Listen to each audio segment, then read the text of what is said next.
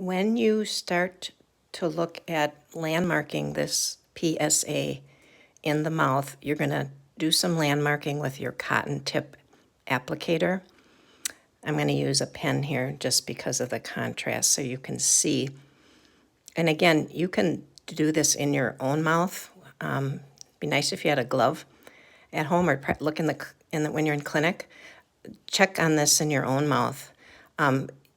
What you're going to do is you're up in that mucobuccal fold in the vestibule, and you're going to push up in that mucobuccal fold, and it's going to be hard because you're on the zygomatic process here. You're going to feel bone right in that fold area, and as you go farther back and palpate, you're going to fall into that void at the distal of the second molar.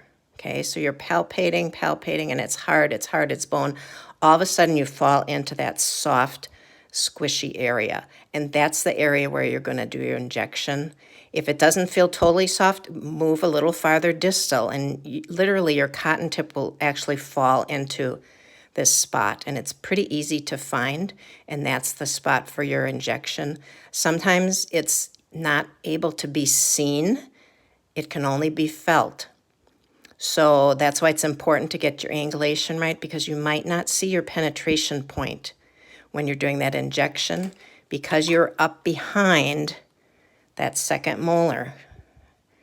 Again, you're coming down and out. So your angulation is in here. So the point of your needle is going to be up behind that second molar and behind that zygomatic process. So you, depending on the patient, you may not see your point of penetration. Okay, so you want to make sure and check with that cotton tip applicator and make sure you're in that soft area. The barrel of your syringe is going to be coming out of the corner of the patient's mouth, okay, at this angulation. And we'll see that a little bit better when we get into clinic.